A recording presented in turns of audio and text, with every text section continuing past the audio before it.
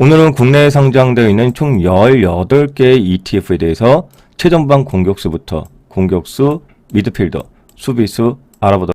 안녕하세요, 배당의 반장입니다. 지금 보고 계시는 자료는 지난번 영상의 자료인데요. 많은 분들께서 관련된 공격수하고 관련된 ETF, 나스닥과 관련된 ETF, 미배당과 관련된 또 금리형과 관련된 ETF는 무엇인지 많은 질문들이 있으셨습니다. 그래서 오늘은 업버전을 하여서 아래에 여러분들과 같이 축구와 ETF 투자, 전방 공격수부터 해서 골키퍼까지 관련된 ETF들을 공유해 보도록 하겠습니다. 먼저 구독과 좋아요, 알람 설정 해두시면 이후에도 새로운 영상 빠르게 시청하실 수 있고요. 축구와 ETF의 투자, 강세장의 경우에는 우리의 체급이 이제 강하므로 이 공격수 비중을 좀 확대를 해야겠죠. 그래서 강세장에는 다수의 골을 넣어야 할 겁니다. 그러면서 자산이 빠르게 우상향이 되는 것이겠죠. 한편 약세장에서는 우리의 체급이 약하므로 이 수비수 비중을 확대하면서 그동안 많이 넣었던 골들을 또 자산을 지키는 그런 전략을 펴야 할 겁니다. 이렇게 리밸런싱이라는 것은 시장 국면에 맞는 전략을 구사하는. 네, 축구도 마찬가지일 겁니다. 11명의 축구 인원이 모두 다 최전방 공격수 위치에 가 있을 경우에 역습을 받으면 쉽게 골을 먹을 수 있겠고요. 그렇다고 11명 모두 다 수비수에 있을 경우에는 방어는 잘 되겠지만 공격, 골을 넣거나 자산을 크게 증식시킬 가능성이 매우 적을 겁니다. 그렇기 때문에 강과 약을 좀 조율하면서 공격수, 수비수, 미드필더의 비중을 조절하는 것이 중요할 겁니다. 그러면 해당 공격수에는 어떤 것이 있는지 또 수비수에는 어떤 것이 있는지 그런 ETF들에 대해서 알아보는 것이 우선일 겁니다. 네, 최전방 공격수입니다. 아주 발이 빠릅니다. 그리고 강세장의 경우에는 골 결정력, 수익률이 상당히 높은 ETF이죠. 한편 최전방에 있기 때문에 수비를 하기에는 상대적으로 어려운 공격수들입니다. 코덱스 미국 MV ETF가 있고요. 타이거 미국 테크 탑10 ETF가 있습니다. 그렇기 때문에 강세장에서는 가장 큰 수익률을 주고요. 또 우리 약세장에서는 수비 전환이 어렵기 때문에 상대적으로 손실률이 클 수 있다, 이렇게 볼 수 있습니다. 공격수입니다. 코덱스 나스닥백 TR이 있습니다.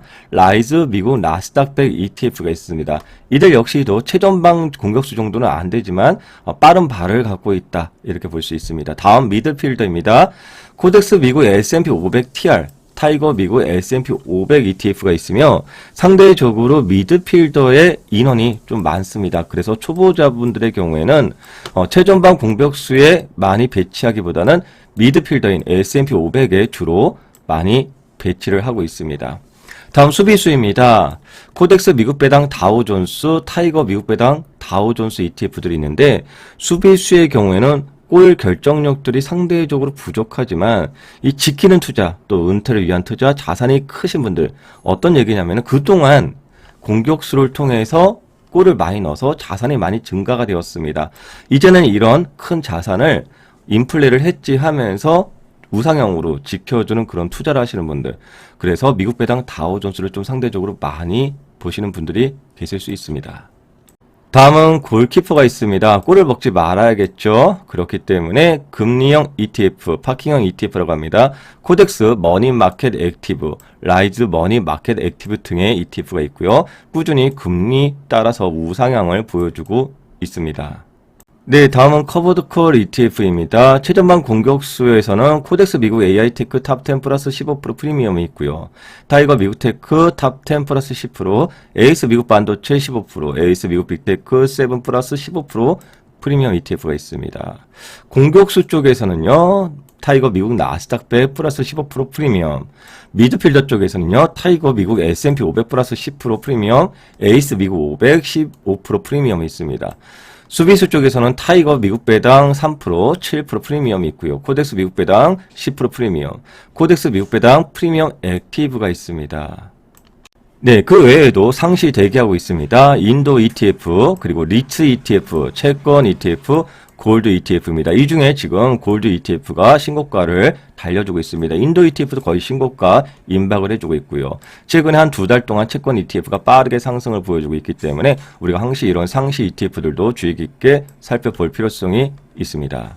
네, 많은 분들께서 ETF 투자하실 때 포트폴리오를 어떻게 구성을 해야 되는지 많이 궁금하셨을 겁니다. 저 같은 경우에는 주로 이런 식으로 나누면서 해당 ETF 비중을 조절하는 것이겠죠. 강세장일 때는 상대적으로 위쪽의 비중을 확대해 주고요. 약세장일 때는 아래쪽의 비중을 확대해 주는 그런 전략을 펴갑니다. 시장이라는 것은 이제 사이클이겠죠. 강세장과 약세장과 강세장의 사이클을 가져가기 때문에 이 감독이겠죠. 축구 감독의 경우에 내가 상반기에 공격을 통해서 골을 많이 넣었다. 그럼 후반전은 어떤 전략을 피겠습니까?